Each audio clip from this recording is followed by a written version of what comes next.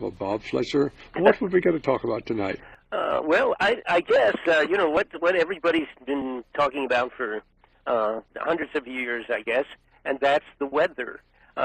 We can talk about the weather, and we have introduction into the weather system of some very strange things that we don't commonly have. We're not just talking about common weather structures, which of course we've been noticing the Midwest getting pulverized with tornadoes, and the hurricane season coming upon us with the prediction of having maybe 30 or 40% more hurricanes than usual. And, basically we're seeing basically snow suddenly in the Middle West, in the middle of May, the end of May. I know I was down at the wharf here in Santa Cruz this last Sunday, a weekend, and basically the gentleman who owns one of the restaurants there said, have you ever seen as much wind as we're having now? He's been there probably for 30 or 40 years. And his comment to me was, I've never seen this much wind before. And he was talking about the wind here on the west coast of California. You're absolutely right. Something is altering our weather. What could that be? Is this simply an act of God, or is it possibly an act of men? Go right ahead. Well, it may be partially, because it could be the act of man. As we know, they've been fooling with weather and weather control and alterations, and of course the Chinese now they've had this huge weather control operation for a few years. Once they were able to steal all the latest mischievous electronic weather manipulation that the United States has. But I'll tell you what I'm positive it is at this point. Again, I've talked about this before, and we're working on it to put it into a configuration so everybody will understand it too. But we do have an approaching astronomical problem, and that is the Nibiru, or Planet X, or whatever you want to call it. It's been given 3 or 4 different names. So tornadoes, and certainly some of these tornadoes ordinarily they'll sit down on the ground for 2 or 3 minutes and wreak havoc. This last one that was certainly there, and it was going through basically we're talking on the ground for 15 or 20 minutes, and suddenly just destroying everything in its path over something 17 miles long and 3 or 4 miles wide. Just massive destruction. But you go right ahead, Bob. Well, there's several things going on right now. We have slowly approaching, and of course they've not been able to definitively calculate where or what, actually when the closest passing is going to be, but some point in time, possibly within the next year, maybe a few months, maybe 18 months.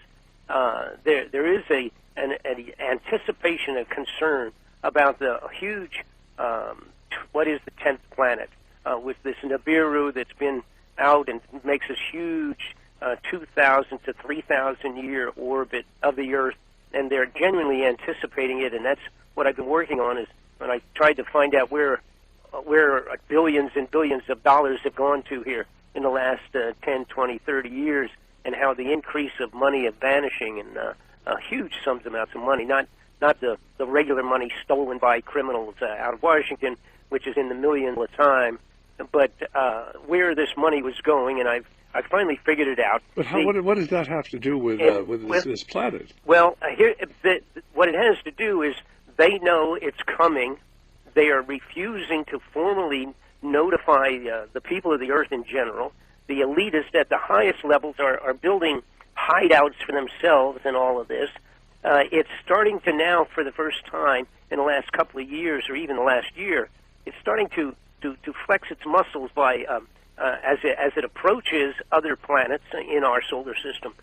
From the outer planets inward, it's been changing and altering and causing atmospheric changes on those planets. It may be even affecting the sun. And as of yesterday, NASA photographed with their observatory what is possibly the largest solar coronal hole, a hole in the atmosphere of the sun itself. And what this has permitted, which June 2nd, 3rd, and 4th, if there's any impact at all, we will feel it from this in terms of geomagnetic storms and aurora borealis that we're not used to at all around possibly both the poles of the Earth. and depending on when what they call major blasts of solar wind and magnetic fields have blasted out of this hole as of yesterday, and it will be about June the 2nd or the 3rd. It'll be crossing Earth's path.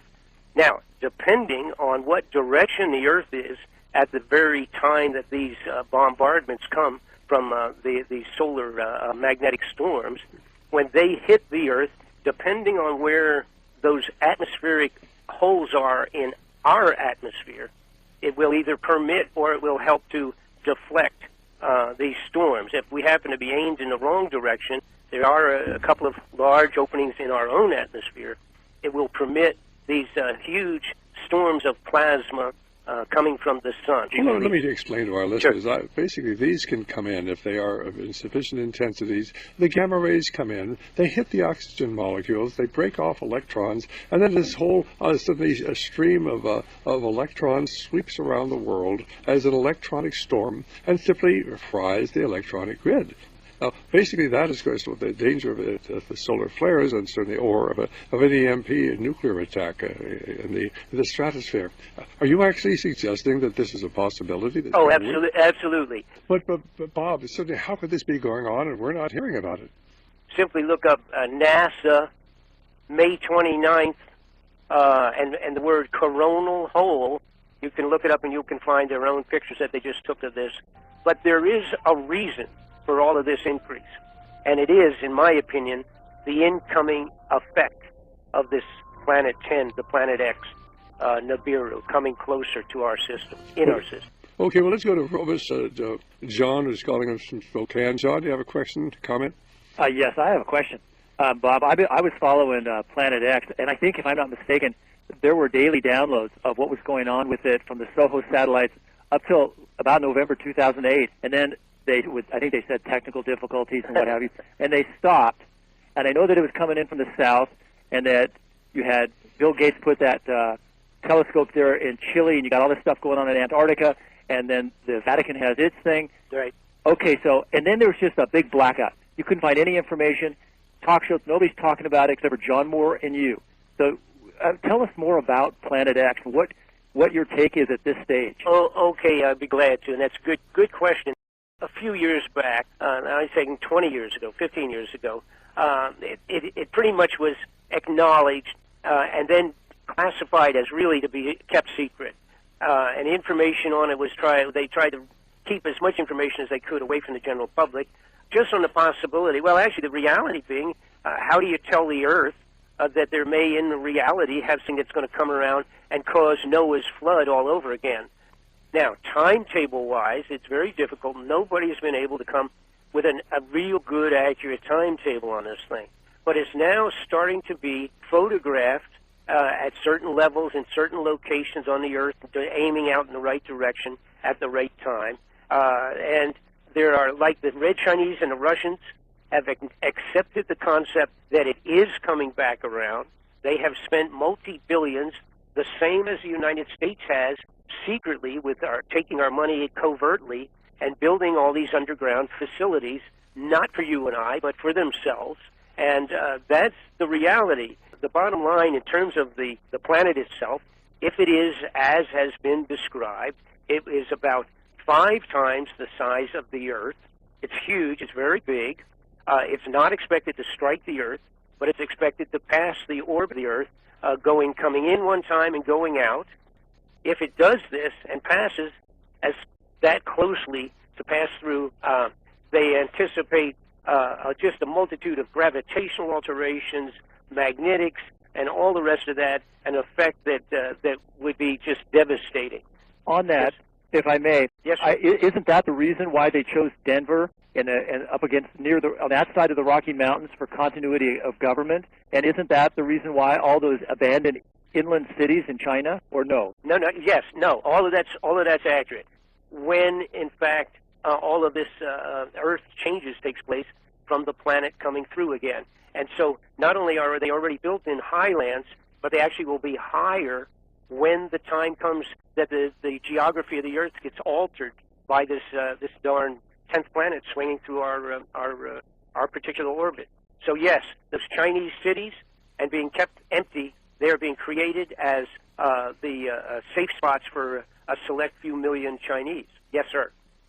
And at the same time, we are, of course, spending money at not only the Denver airport as an underground, but there's like 100 of them located in different places in the mountainsides and in where they've taken over the old NORAD facility. That's been converted into a hideout for the elite.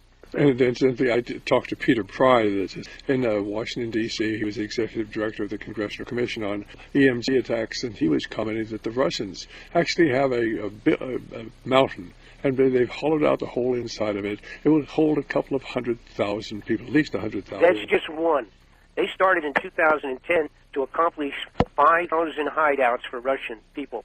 That's how many they were doing, and some of them are as big as you're referring to. Some of them are the size of cities that could hold thousands and thousands of people.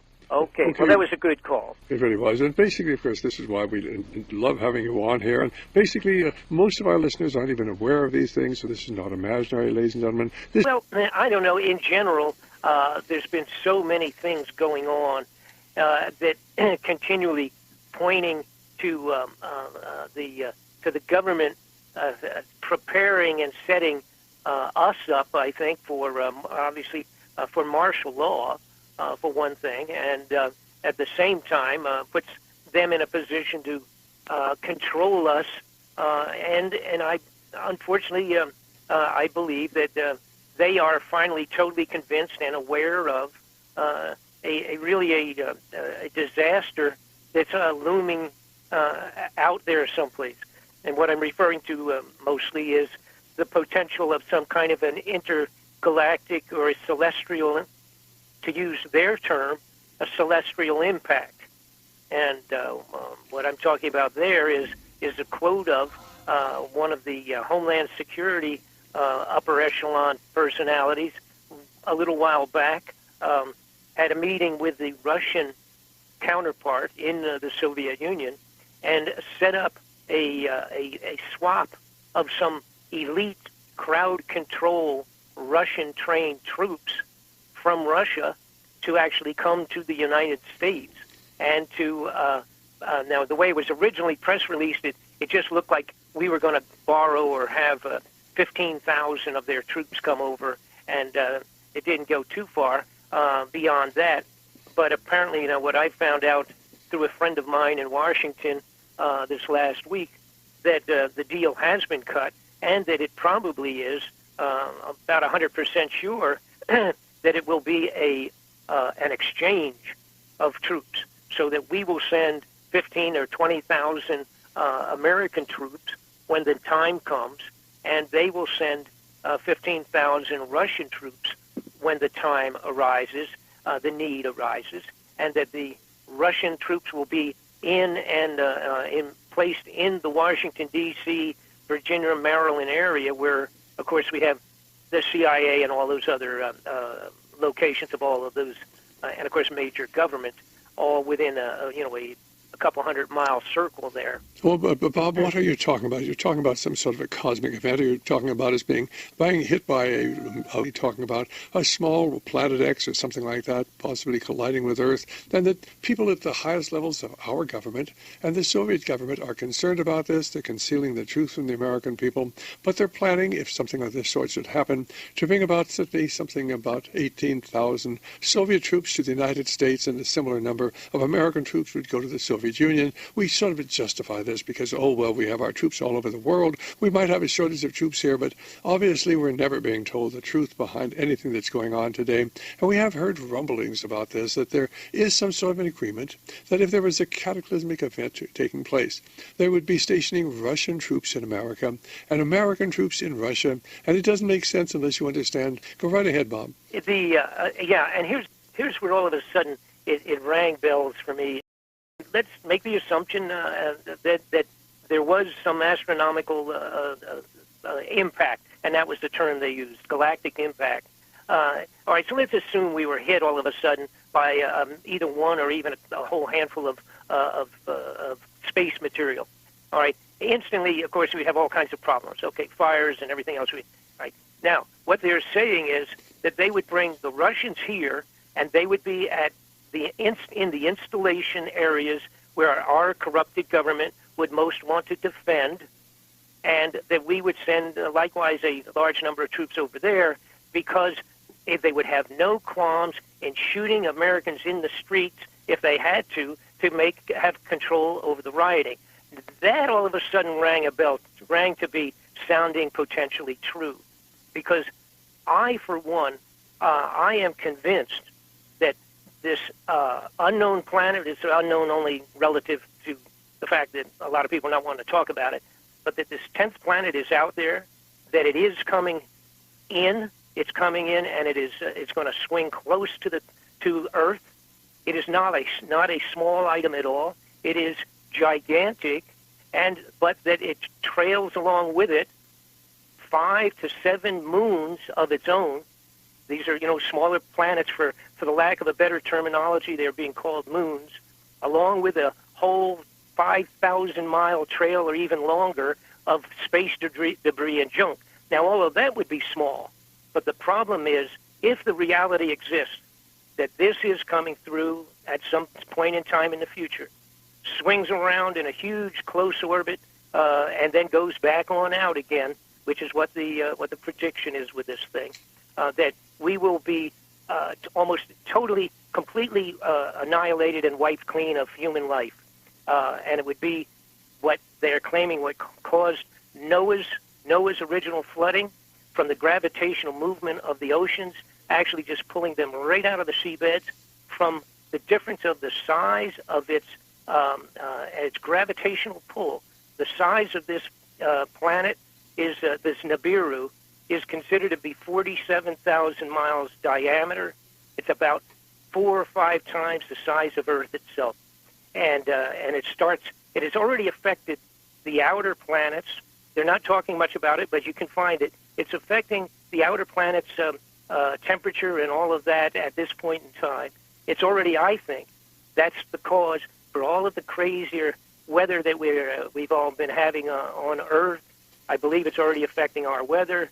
It is affecting, like I say, things in farther out in our solar system. Which, by the way, the other part of this coin is they have been spending, misdirecting, misappropriating, and just plain stealing billions and billions of dollars in a much bigger amount than normal. These guys, in my opinion, from the investigations I've been involved with for 20 years now, we now had an experience where just in the last few weeks or a few months, where Germany and other European countries had requested their gold to be given to them, their own gold that they own. As a matter of fact, 1,500 tons of gold is owned by Germany. They requested their gold. When the money got bad just a little while back, our government told them that they could not get it and could not even get an audit to show how much is really there until 7 years from now, 2020. Now, you got to step back and say, wait a minute. So crazy people like Bob Fletcher for years has been saying that the gold is already gone out of Fort Knox. It is gone. We're looking at a situation where they have stolen the gold and applied it to these projects and stolen other smaller amounts, including $2.3 trillion that Rumsfeld admitted to losing $2.3 trillion the day before the 9/11 event. When do they think that if this were to come, when are they anticipating that we would begin to feel some influence from this as far as our weather? Okay, well, we already are. It is absolutely already affecting us. They this last year, 9 months back, whenever. Well, I guess I want to try to sort of a follow-up. First off, we just did just on the news here. We had a little brief thing about Snowden information. The whistleblower that just decided to stay in Russia for a while now. His last little bit of information that kind of slipped out and stayed very much under the table, so to speak, just a couple of weeks ago. It was kind of an addendum. He was being interviewed by somebody, and he just sort of added this into it. And he said that, and the reason I'm bringing this up and kind of emphasizing it because it fits right into some of the very things that I have been looking into and the things that I'm working on right now with my expose as it relates to why the governments of the entire world are doing these tremendous underground hideaway facilities for themselves, and places digging and going into the sides of mountains and what have you at tremendous taxpayers' expense. And by the way, you got to remember now, this is our tax dollars, and you couldn't find out if you went right in and with an army of congressmen behind you, you could not find anything out in terms of real serious information on these hidden facilities, particularly as to why they're doing it. They're just the fact that they take our money to do it is kind of like besides the point. It's like none of our business. But anyhow, to get back to Mr. Snowden, what a sidebar that he had presented just a couple of weeks ago. He said that one thing that the government, along with all the millions of other things they're keeping secret from us, one thing is that the government is almost positive scientifically in their discovery over the last few years that sometime in the next 6 months, and he particularly said very possible starting in September sometime, that we are going to be bombarded with extraordinary electromagnetic impulses from solar flares. And that these possibility, again, folks have to have a good handle on this. You have to be aware of this. A really major solar flare, if it passes across the Earth, if it hits our Earth, particularly in the very correct position when we're in the right direction, it will absolutely burn everything that's electronic and put it out of business, period. And it'll start, obviously, the first of these waves, if they're solar flare-type waves coming across the surface of the Earth. The very first thing is it wipes out all of the communication satellites, all right, because that's the first thing out there. It's it's only a few hundred miles above us, so it won't take but a few seconds to reach Earth itself. But the first thing we'll do would just totally put out all of the satellites. So we'd just be totally blanked out. There would be no more television at all that's satellite transmitted, no more military communications. The left hand would not know what the right hand is doing. Then, with only a second or two after that, it would totally wipe out the electronics here on Earth. And again, whether it's a 20% of the Earth, or if it's 30, 60, 80, or 100%, would depend on how much it was, how much of it slipped through the openings in our atmosphere that normally protects us from that, the electromagnetic natural shield that we have on a regular basis. But if, depending on how much is struck on the globe, the face of the globe, all of the electronics will be gone. This has nothing to do with Snowden, does it? I mean, certainly I know that it does, to the extent that he came forward and said that's one of the things they're also keeping secret. Oh, he did mention they're keeping it secret. Yes, sir. Okay, That was fine. my point. Maybe I wasn't clear. And this was just a couple of weeks ago, and nobody made a big deal of it. It kind of slipped out, and then, as usual, if it's of a real urgency, it just sort of disappeared into the trash can of news. But he claims, again, that another point that out of all the paperwork that he took with him, or I say paperwork, of course, computer chips, information, all that information, a big important point was come sometime around September, October, in that period of time, we're now just talking 60 days away, he says that they are seriously convinced out of Washington that we will be struck with a solar waves flares that will terminate our electronics. Well, let me just then add to what Bob is saying. If you're out there in the listening audience, you'd like to have verification of what Bob is saying, certainly you need to call our 800 number, 800-544-8927. Go right ahead, Bob. Right, and the reason I say this fits in because it absolutely fits in. I feel that I've been working on this for so long. It's either EMP, and that would be either suddenly from detonating a nuclear weapon 300 miles over Omaha, Nebraska, or the even more imminent danger of a solar threat. We do have Harvey in Florida who's been waiting patiently. Harvey, are you still there? Oh, certainly, Stan. There's no problem at all. Did you have a question for Bob? Yes, I do. I think this all started with so many people being so desperate for a paycheck that they could fill up the ranks of the military, the contractors by the millions, computer experts, torturers, millions and millions of people they needed to put this web into place, this web of deceit. And so many of them keep their mouths shut. They'll just take that measly paycheck, which is just worthless paper that they print, and keep their mouths shut and not say a word. It's so unbelievable that so few people would have the courage to come forward out of the millions and millions of people that are involved in this web of deceit. Isn't this amazing, Stan? Well, basically, Harvey, these people have all signed secrecy agreements, and basically they know very well they'll be put to prison. God bless, and thanks for calling, Harvey. Now we have Glenn calling us from Pennsylvania. Glenn, do you have a question for our guest? I wanted to mention these embassy closings that are in the news today in the Middle East. And when I correlate that in my mind with those stories that I've read in the mainstream media as well as Patriot media about Assad sort of tightening the noose on the mercenaries in Aleppo and this one other town, such that, you know, if they finish up on this, it could be the swan song for the mercenary rebellion there. And if I correlate that with the stories that I heard a week or so ago about the U.S. supposedly training troops in the Carolinas somewhere for actual on-the-ground action in Syria, it seems to me that it's conceivable that they could be planting some sort of false flag to provide a justification for the U.S. putting troops on the ground there. Well, we already had 1,000 troops in Jordan. Let's get Bob's thoughts. Bob, what do you think about the closing of the... Let me just do an overview on this whole thing in terms of some kind of a false flag.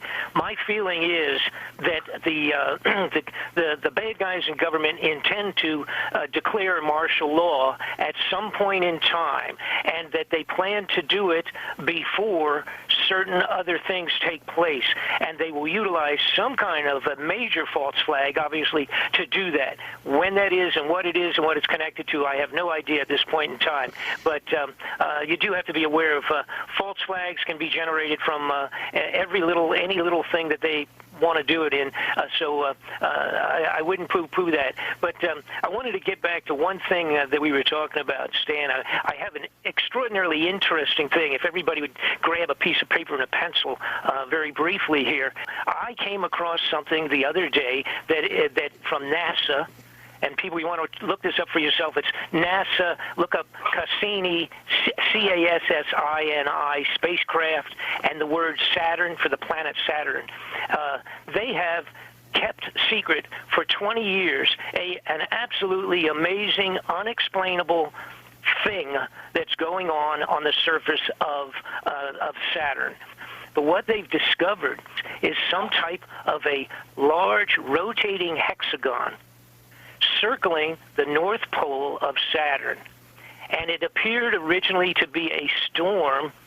It is gigantic, but the crazy thing is that this maintains a perfect hexagon. In other words, 6 straight sides to form this huge hexagon configuration. They have no idea what it is. This is 15,000 miles wide. It's gigantic, and it is 60 miles thick. It is in the shape of a hexagon. It is revolving and has been there without moving. It changes a little bit in the inside. The interior changes periodically in its contrast and size or in its content. But externally, it is a hexagon of gigantic shape. And Bob, we're going to have to let you go because we're out of time. Running out of time. Well, basically, we'll have to get you on maybe next week, and we can talk more about it. God bless you, Bob. Thanks much. Great. And Glenn, are you still there? Yes, sir, I am. Okay, do you have anything parting to say? I'm sorry we didn't have more time for you. You'll have to call in earlier. Parting thought. Yeah, they recently deployed the Sophia infrared observatory aircraft to the southern hemisphere, I know. But in terms of short term, I really think there's something else political going on with this Middle East thing. I wouldn't be surprised if, I don't think it'll be martial law, but I think they want to provide a justification for an invasion of Syria. Oh, and the average American doesn't know it. Thank you so much for calling. Okay, fine. Well, this is Dr. Stan. We're moving into difficult times. If you'd like to join the Radio Liberty family, we'd love to welcome you. You know, the NASA programs, if you ask somebody right now, an average American, you say, what's going on with the space and with NASA? Basically, you say, well, that's kind of shut down, isn't it? You know, that's the impression we get. the impression we get that, in fact, the NASA programs they're really not doing much of anything. And if you keep track of it, which I do, it's every day or two there are huge things going on. There are big events taking place. There are shots going up still every every month or so. We have the space station. We have, again, like I said, multinational cooperation. They're sending their people up on a regular basis.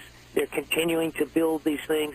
They're continuing to carry out all sorts of very, very important space projects. And as far as the Americans and, well, actually, as the world is concerned, it's kind of like, oh, it's sort of been shut down to almost nothing. The difference now, because we had sent a photographing telescope way out in space and passed close enough to where they could now get some real good pictures close up of Saturn. Now, remember, we think of Saturn as the big old planet out there and it has all the big disk floating around it, which is all just sort of a space debris and junk floating in a big circle around the outside of it. But what they had found at the North Pole is this gigantic rotating hexagon. Now, it's rotating on a regular basis. I believe it's 10 hours. There's one revolution every 10 hours and 35 minutes, something like that. All right? They can't make out what it is, really. It appears, it looks like a structure. But they're not wanting to admit that it might be something like that. First off, it's really big. It's big enough to fit 3 Earths into the middle of this hexagon. Okay, so that's how large it is. It would be the equivalent of across the diameter of 3 Earths across in the middle of this thing. And it's circulating, rotating on a regular basis, 10.5 hours every day in and day out. So this rotates around. Now, what's really extra interesting also, there is a radio impulse signal that comes out, and they're implying that it comes from the center of Saturn, and it comes out giving out a specific radio impulse, and it's on exactly the same time sequence of one revolution of this huge hexagon on the North Pole of Saturn. But what's the significance of it? Well, first off, what is it? In other words, if this is a physical structure, it is mind-boggling in terms of its size. Number two, if it is a physical structure, who did it? And now, they've been watching this for, like I said, 20 to 30 years.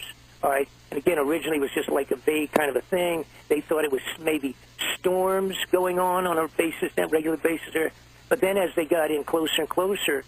In other words, basically they have all these things and they're all classified because they don't want the American people to know, and why not let the American people know? Supposedly we have a free society. Ladies and gentlemen, we don't have a free society. The government has all sorts of secrets. You go to work for the government, you sign a secrecy agreement, and basically if you ever reveal what you've ever learned there, why, they can send you to prison for the rest of your life. Go right ahead, Bob. I've discovered so many secret equipment, aircraft, spacecraft of different types that we have now finished.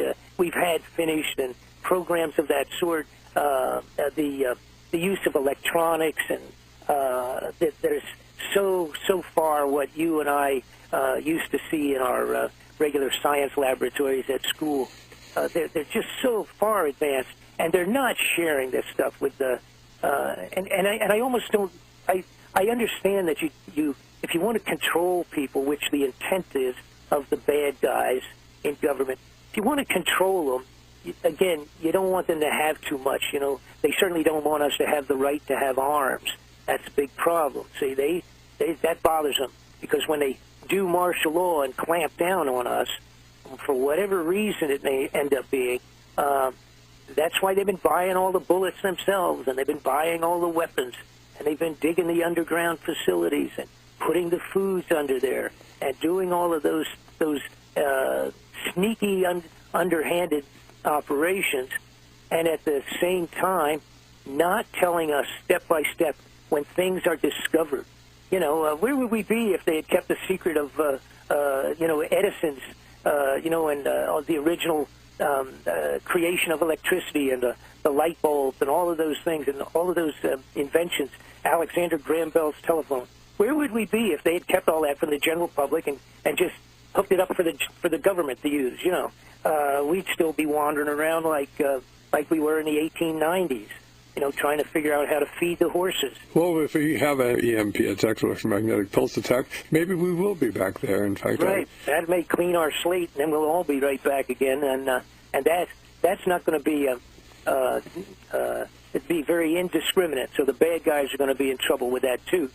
And that really does why it doesn't make sense, because basically I would think they would be doing everything they possibly can to basically prevent this thing from happening, and the bad guys are not doing everything they can. That's what doesn't make sense, which makes me feel that there is another force out there that we don't know about. Yes. Go right ahead. Right, and that's my feeling.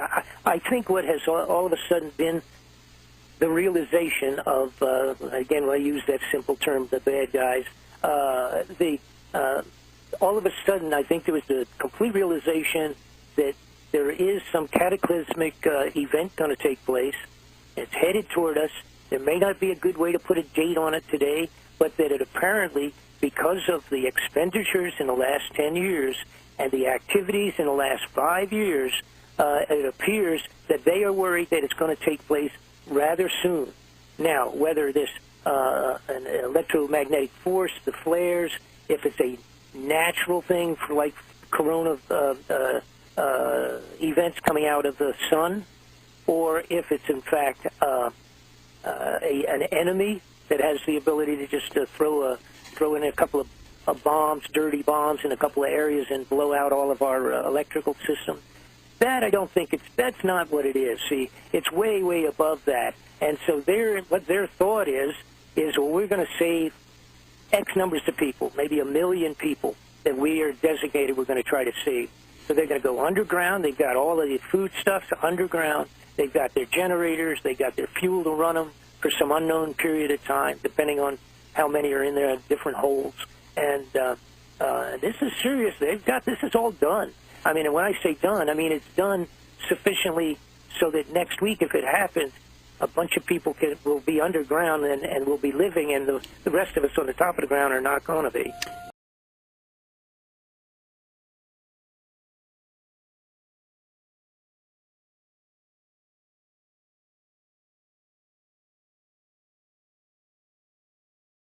Well, Bob Fletcher, what would we going to talk about tonight? Well, I guess, what everybody's been talking about for hundreds of years, I guess, and that's the weather. We can talk about the weather, and we have introduction into the weather system of some very strange things that we don't commonly have.